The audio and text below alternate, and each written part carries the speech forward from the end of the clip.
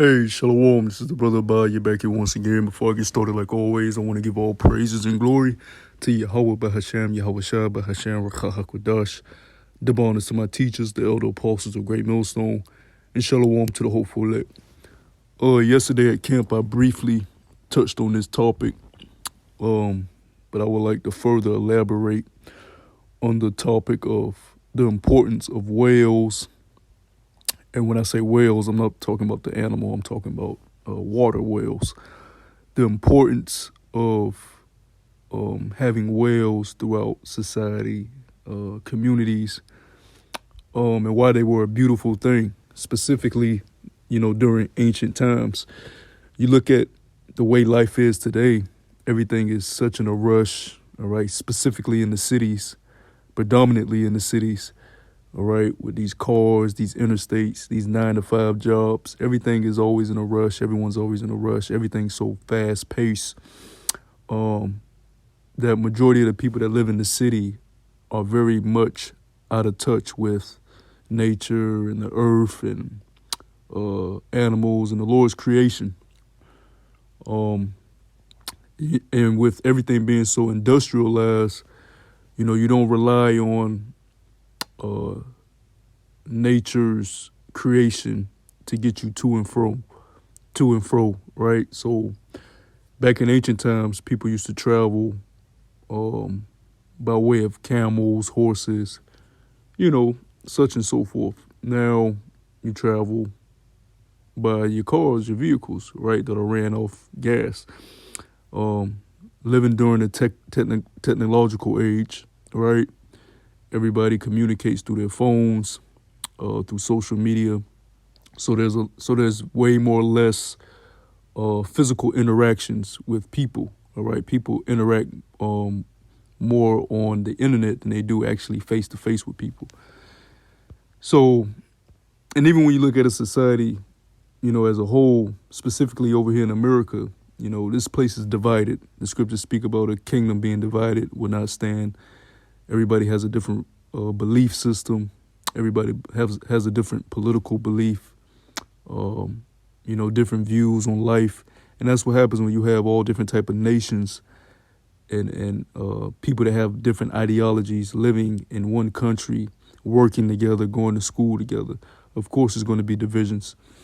And you can't build a society in unity on that. But when you look at the significance of whales, like water whales during ancient times, they were a very beneficial thing to, the community and villages and bringing people together. And the reason why this topic came up because, I was saying how the so-called white man whose biblical nationality is Esau in the scriptures, he has you pay for water out of a store, all right? He puts water, whatever water source he gets it from. A lot of these water bottle companies, it's not even good water that they're selling, but, they give you these bottled waters and they sell it to you in these stores when really you should be getting water from the earth because that's where the Lord provides it from, right? Natural springs and natural wells, water wells, right? Where your water is getting the minerals straight from the earth and you're able to get your water straight from the earth. That's what these wells were set up for. Now, having these wells set up, not only were you hydrating yourself with the proper nutrients and minerals you needed from the water, but, those places were sites of interaction with people. So, you encountered people, you met new people, things happen. All right, around those type of places. And having something like that within the community is very beneficial because it provides people with labor, right? That's a job in itself. It provides people with building relationships, building connections, all right? And most importantly, you're getting natural water. Now, the first scripture I want to get is over here in Genesis chapter 24. And just to bring out the initial point of going to Wales was a common thing, specifically for women. All right, that was like the woman's job back in ancient time. Right, if you had daughters, All right, their job was to go out and draw water for the house. But let me see. I'm gonna start at Genesis chapter 24, and this is Genesis chapter 24, and I'm gonna start at verse 10. This is speaking about Abraham's servant. All right, it says, and the servant took 10 camels of the camels of his master, and departed, for all the goods of his master were in his hand. And he arose and went to Mesopotamia unto the city of Nahor. And this shows you that Abraham was very well off. And this shows you that the Lord will take care of us, because Abraham left his home and stepped out on faith, but the Lord will also always take care of his men that serve him. All right. If Abraham had servants, he was very well off. You gotta to have servants means you got you got land, you got resources. All right, and you have wealth. All right, the servant was able to take 10 camels out of Abraham's flock. All right, so that just gives you some insight into how Abraham was living. But let's continue. Let's get to the point. Verse 11. And he made his camels to kneel down without the city by a well of water at the time of the evening, even the time that women go out to draw water. So look. The servant went to the well at a time where the women went to go draw water. So this was a common thing for women. This was a common job for women to do, to go out to the wells and draw water. All right. And, if that was a thing that was established in today's time, that would be very beneficial, because that gives your daughters a natural chore. Right. Instead of them just sitting on Instagram all damn day, they know there's a time out the day where they have to go draw water and bring it back for the home, for the family. All right. Let's continue. Verse 12. And he said, O my power, Yahweh, of my master Abraham, I pray thee, send me good speed this day, and show kindness unto my master Abraham. Behold, I stand here by the well of water, and the daughters of men of the city come out to draw water. And let it come to pass that the damsel to whom I shall say, let down thy pitcher, I pray thee, that I may drink. And she shall say, drink, and I will give the camels drink also. Let the same be she that thou hast appointed for thy servant Isaac. And thereby shall I know that thou hast shown kindness unto my master. So this is where you get Rebekah being chose to be the wife of Isaac, right? But see, this whole situation with the servant of Abraham going out to the well when he knew the women were going to be out getting water for their homes, this couldn't happen if a well wasn't set up, as a centralized place for people to go get water for the village, for the community, all right? This is how Rebekah was chose, okay? And matter of fact, I'm going to just read a little bit more because it's a good story. But verse 15, it says, and it came to pass before he had done speaking that, behold, Rebekah came out, who was born to Bethuel, son of Michal, the wife of Nahor, Abraham's brother, with her pitcher upon her shoulder. And the damsel was very fair to look upon, so she was beautiful, a virgin, all right, very young. Neither had any man known her, so she never been with a man before. And she went down to the well and filled her pitcher and came up. And the servant ran to meet her and said, let me, I pray thee, drink a little water of thy pitcher. So he seen her. He was like, yeah, I'm running to get her for my master's son. I'm choosing her, right? So I just wanted to read a little bit of that passage. I'm not going to read the whole chapter there. But I'm just showing the significance of wells within a society, within a community, and how it just, how it plays into people's interactions and, the livelihood of us as humans, because we're social creatures, right? Even when we get into the kingdom, all right, you're going to have natural sources of water. We're not going to be buying water out of stores, bottled water. We're gonna get water from the earth, how it was intended to, be drunken. All right, whatever systems are set up is going to be the same systems as likened unto a well. They may be a little more upgraded, but it's still going to come from the natural sources of the earth. All right. whales may look a little different in the kingdom because we're going to have, a way higher society that we're living in, but it's still going to be the same concept of it being a natural source from the earth. If you get what the point I'm trying to convey. From there, let me get Exodus chapter 2, which is, people should be very familiar with this point in history with Moses when he fled Egypt, right? This is Exodus chapter 2, verse 15, right? It says, "Now when Pharaoh heard this thing, he sought to slay Moses." This is after Moses killed the Egyptian for fucking with, the Hebrew slave, right? It says, "Now when Pharaoh heard this thing, he sought to slay Moses, but Moses fled from the face of Pharaoh and dwelt in the land of Midian, and he sat down by a well." So he was resting by a well, right? Now he probably wanted something to drink, probably was tired from walking, But this is verse 16. "Now the priest of Midian had 7 daughters, and they came and drew water and filled the troughs to water their father's flock." So this was a common theme. Daughters went out to take care of their father's flocks. All right. They went to go draw water from wells. This was like a chore of daughters, right? Verse 17. "And the shepherds came and drove them away, but Moses stood up and helped them and watered their flock." So Moses basically, fought off some men that came and was fucking with the priest of Midian's daughters, right? But see, the well is the centralized piece here in this story. All of this is happening, around this well. All of this is centered around the well. It's a purpose for that. The Lord put that well there for this story to take place around this well, right? Verse 18, it says, "And when they came to Reuel, their father, he said, 'How is it that ye are come so soon today?'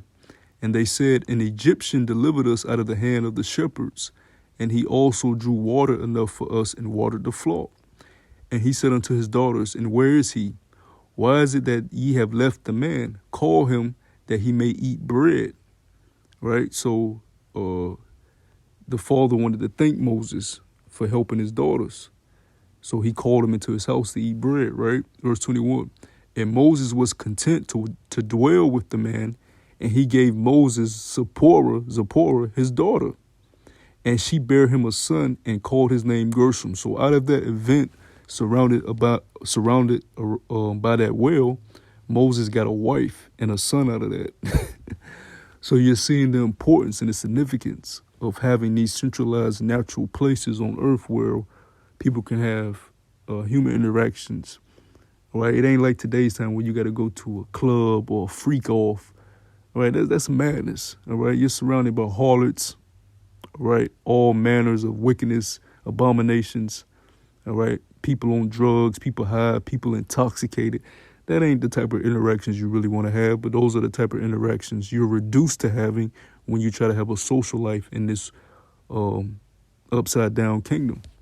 But in a peaceful society that's built on order, you have these natural interactions, all right, centered around things that naturally come from the earth. And just to show you, how important, whales are to the Lord and these natural water sources within the scriptures, let me get, I think it's Songs chapter 4. I believe it's Songs chapter 4. Yeah. So this is going into basically, going into an expression of love, which you can apply to a woman, and you can liken it to wisdom also. But when you look at one of the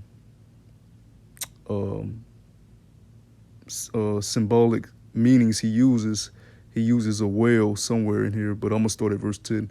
Songs, chapter 4, verse 10. Song of Songs, chapter 4, verse 10, it says, "How fair is thy love, my sister, my spouse! How much better is thy love than wine, and the smell of thine ointments than all spices? Thy lips, O my spouse, drop as the honeycomb. Honey and milk are under thy tongue, and the smell of thy garment is like the smell of Lebanon. A garden enclosed is my sister, my spouse, a spring shut up, a fountain sealed. Thy plants are an orchard of pomegranates and pleasant fruits. Camphire with spikenard and saffron, calamus and cinnamon, with all trees of frankincense, myrrh and aloes, with all the chief spices. A fountain of gardens, a well of living waters, and streams from Lebanon. All right, and we know, water, it's also a symbol of life within the scriptures. The truth.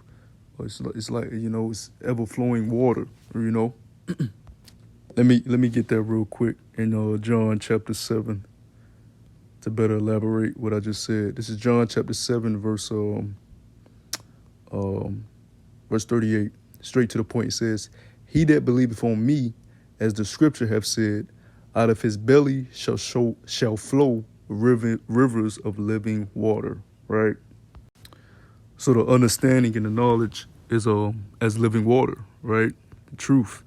And there's many other examples within the scriptures showing you the importance of, and it's not just wells, water wells. It's just natural things that the Lord has put on the earth, for us to use and bring us closer together, all right?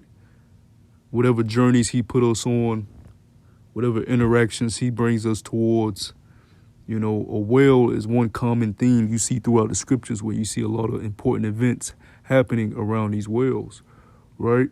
Matter of fact, let me get Isaiah chapter 12. Isaiah chapter 12, and let's start at verse 1. It says, "And in that day thou shalt say, O Lord, Yahweh B'Hashem Yahushua, I will praise thee. Though thou was angry with me, thine anger is turned away, and thou comfortest me. Behold, Yahweh is my salvation. I will trust and not be afraid, for the Lord power Yahweh B'Hashem Yahushua is my strength and my song. He also is become my salvation. Therefore with joy shall ye draw water out of the wells of salvation." Let me read that again. "Therefore with joy shall ye draw water out of the wells of salvation." So you see the importance of the symbolic meaning of wells within the scriptures, right? Let's get Isaiah chapter 55. Let's stay in the book of Isaiah, but let's get 55. And let's read verse 1, right? It says, "Oh, everyone that thirsteth, come ye to the waters. And he that have no money, come ye buy and eat. Yea, come buy wine and milk without money and without price." Right? Come ye towards the waters. What waters? The waters of wisdom, the knowledge, wisdom, and understanding of Yahweh B'Hashem Yahushua. Right? The scriptures speak about us being cleansed through the word, but by what? By the washing of the word. All right? And even when you go over to Revelation chapter 7, verse 7. Is it Revelation chapter 7? Revelation chapter 7, but it's verse 17, right? It says, "For the Lamb which is in the midst of the throne shall feed them, and shall lead them unto the living fountains of waters. And Yahweh B'Hashem Yahushua shall wipe away all tears from their eyes." So, so in the kingdom, the Lord is going to lead us to the fountains of the living waters, the true perfection, the true wisdom, right? The true understanding. There's even an account with the Lord and his disciples. They went to a well, and they met the Samaritan woman. All right, we're all familiar with that, all right? And just to show you one more important event in the scriptures, to show you the significance of wells within a society, let's go to Genesis chapter 26, and let's start at verse 18. This is, Isaac, and he basically got into, a quarrel, a fight with some other men, basically bullying them, for the whales. All right. This is Genesis chapter 26, verse 18. And Isaac digged again the wells of water, which they had digged in the days of Abraham his father. For the Philistines had stopped them after the death of Abraham. And he called their names after the names by which his father had called them. So he started redigging the wells that were once owned by his father. But these stinking ass Hamites, took over them, those wells, those areas after Abraham's death. Verse 19, and Isaac's servants digged in the valley and found there a well of springing water. And the herdmen of Gerar did strive with Isaac's herdmen, saying, the water is ours. And he called the name of the well Esek, because they strove with him. They strove, so he had to fight them men. He had to get down with those men over that well. Verse 21, and they digged another well and strove for that also, and he called the name of it Sitnah. So he had to fight for that well. Get the fuck from around here. I'm taking over my father's area. I'm taking back what belongs to me and mine, right? Verse 22, and he removed from thence and digged another well, and for that they strove not, and he called the name of it Rehoboth. And he said, for now the Lord power Yahweh have made room for us, and we shall be fruitful in the land.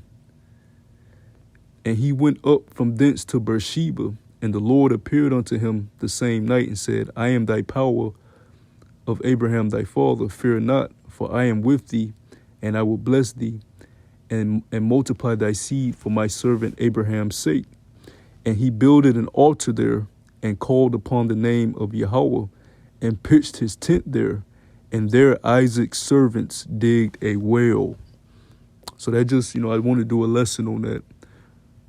He built the altar by a water well, right? So I wanted to show you the importance, the beauty, and the significance of wells within the scriptures and in our heritage, all right? Lord willing, this was edifying. Until the next time I say, Shalom.